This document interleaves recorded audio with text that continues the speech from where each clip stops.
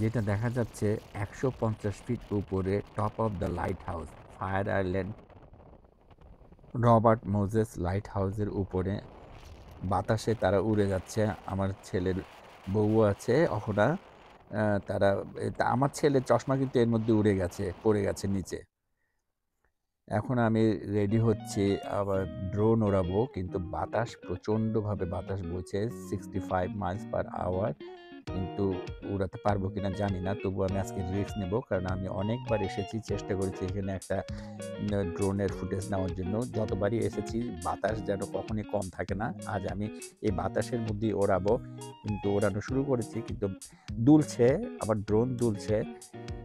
DJI 4 Pro, mini 4 Pro, কিন্তু আমি দেখছি যথেষ্ট শক্ত আছে। কিন্তু এখন আমি রিস্ক নেব না, লাইট হাউসের দিকে এখন ছাড়ি নাই, আমি হাফ মাইল দূরে আছি। আমি চেষ্টা করে দেখতেছি যে আসলে সে ট্যাকল করতে পারে কিনা বাতাসটা। যাই হোক, মোটামুটি প্রিপারেশন নিয়ে নিয়েছি। এখন আমি ছাড়বো ওয়ে পয়েন্ট দিয়ে। আমি চেষ্টা করেছি যে পয়েন্টগুলো দিয়ে দিচ্ছি কোথায় কোথায় যাবে লাইট হাউস। আমি হাফ এ মাইল দূরে আছি লাইট হাউস থেকে, আমি এখান থেকেই ছাড়বো। দেখা যাক কেমন করে আমার ড্রোনটা। একটা ট্রায়াল দিলাম, ট্রায়ালের পরে এখন আমি এই ড্রোনটা উড়াই দিলাম এবং অটোমেটিক সেটা যাচ্ছে। দেখা যাক কত দূর যেতে পারে। যদিও ওয়ার্নিং আসছে স্ট্রং উইন্ড, কিন্তু আমি ফিরিয়ে আনবো না, আজকে আমি করবই করব, সেই প্রতিজ্ঞা করেই এসেছি। কারণ অনেকবার চেষ্টা করার পর আমি কখনো ফুটেজ নিতে পারি নাই। যাচ্ছে, ড্রোন যাচ্ছে, লাইট হাউসের দিকে যাচ্ছে, এখনো টিকে আছে বাতাসের মধ্যে। দেখা যাক, চমৎকার দেখা যাচ্ছে, লাইট হাউসটার কাছাকাছি চলে এসেছে। হাফ এ মাইল দূরের থেকে আমি ড্রোন ছেড়েছি, ড্রোন যাচ্ছে। আমি আগেই সবার কাছে প্রতিজ্ঞা করেছিলাম আমি এই লাইট হাউসে একটা সুন্দর ফুটেজ নিব, কিন্তু বাতাসের কারণে ড্রোন যেহেতু একটু দুলে উঠছে, সে ট্র্যাকে থাকতে পারছে না, কিন্তু সেই জন্য মনে হয় একটু কেঁপে কেঁপে আসছে। যাই হোক, আমি আজকে করেই ছাড়বো। আপনাদের কেমন লাগছে বলবেন। এই ফায়ার আইল্যান্ডের দুই সাইডেই সমুদ্র। এক সাইডে যেটা লেফট সাইড আছে সেটাকে আমরা চ্যানেল বলি, সমুদ্র থেকে পানি ঢুকেছে। আর রাইট সাইডে যেটা পানি দেখা যাচ্ছে সেটা হচ্ছে গিয়ে আপনার আটলান্টিক মহাসাগর। চমৎকার একটা লাইট হাউস, এটা 1800 সনে করা হয়েছে।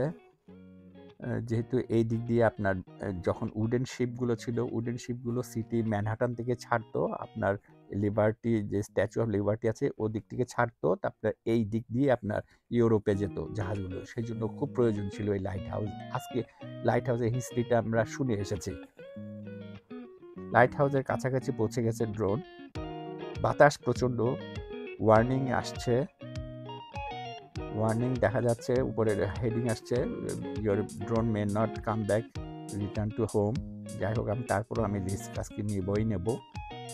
চমৎকার একটা লাইট হাউস। আজকে যদি করতে না পারি আমি কখনোই করতে পারবো না, আমি এটা জানি। কারণ আমি ৫-৬ বার অ্যাটেম্প নিয়েছি, কখনোই আমি করতে পারিনি। দেখা যাক, সে পয়েন্ট 8-এ চলে গেছে, 8-এর দিকে এখন 9.99-এর দিকে যাচ্ছে। যাই হোক, এত খারাপ না, মোটামুটি করতে পেরেছি। এর মধ্যে আমার ছেলে আর বৌমা এই লাইট হাউসে উঠা শুরু করে দিয়েছে। তারা অলরেডি অনেক আগেই সে রওনা দিয়েছে, কিন্তু আমি আছি হাফ এ মাইল দূরে। তারা লাইট হাউসের উপরে টপ অফ দ্য লাইট হাউসে উঠতেছে। কেমন দেখছেন জানি না, কিন্তু এমন একটা চমৎকার লাইট হাউস এই লং আইল্যান্ডে আছে যেটা বলার মতো না। যেভাবে আমি ওয়ে পয়েন্ট দিয়ে সাজিয়ে দিয়েছি, প্রোগ্রামিং করে দিয়েছি, আমার DJI মিনি 4 Pro ঠিক সেভাবেই কাজ করছে। সে এটা অনেকটা এটার পিছনেও যাবে, পিছনে যাওয়ার পরে সে আবার ব্যাক করবে। বাতাসের কারণে একটু ভয় লাগছে যদিও, দেখা যাক। প্রচণ্ড বাতাস, 60 মাইলস পার আওয়ার বাতাস।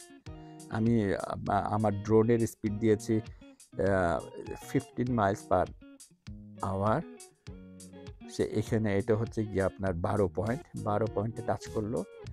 এখানে কিছুক্ষণ দাঁড়াবে 2 সেকেন্ডের মতো, তারপরে সে এখান থেকে সমুদ্রের দিকে যাবে, আটলান্টিক মহাসাগরের দিকে একটু যাবে। কিন্তু যেহেতু সাগরের দিকে বাতাসের ঝপটা আরও বেশি, সেই জন্য আমি অতটুকু নেব না। আমি এই পানির কাছে যাওয়ার আগেই ড্রোনটাকে ফিরিয়ে আনবো, রিটার্ন টু হোম দিয়ে দেব। এটা হলো গিয়ে আপনার 13 point, point number 13 into focusing on the museum of the lighthouse. Not bad.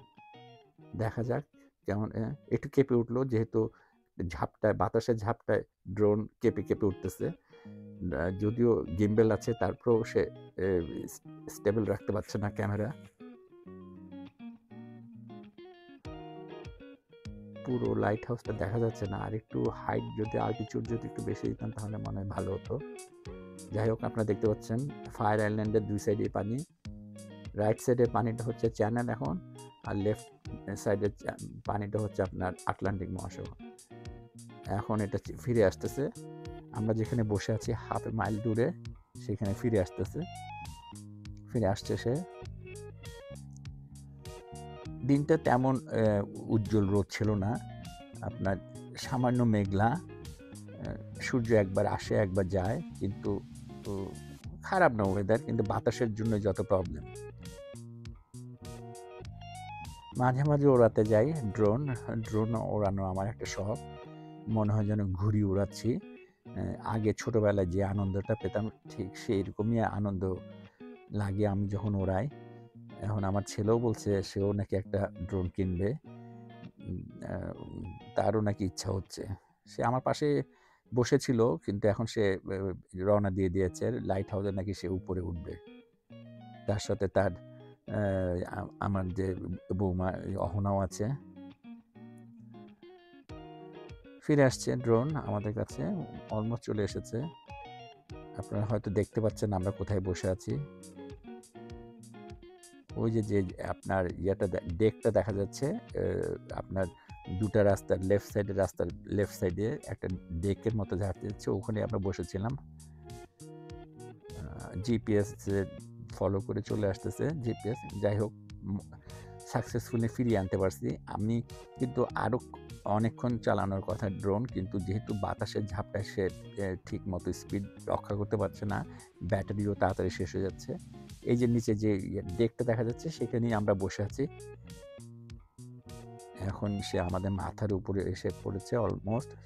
এখন সে ক্যামেরা ফোকাস করবে নিচে ডেকের দিকে, যেখানে আমি বসে আছি। চমৎকার, খারাপ হয়নি, কিন্তু আরও ভালো হলে, একটু ঝকঝকে চকচকে হলে ভালো হতো মনে হয়। যেটাই হোক, এই ঝড় ঝাপটার মধ্যে যে আমি করতে পেরেছি, এটাই আমার কাছে আমি খুব গর্বিত। এই যে আমি নিচে বসে আছি, আমার হেলিপ্যাডটাও দেখা যাচ্ছে অরেঞ্জ কালারের। যে আমার ছেলে এখানে দাঁড়িয়ে আছে, সে এখন যাবে লাইট হাউসের কাছে উঠতে। এটা হচ্ছে গিয়ে আপনার লাইট হাউসের top of the light house, যে লাইটটা যে ঘোরে, আপনার লেন্স আছে,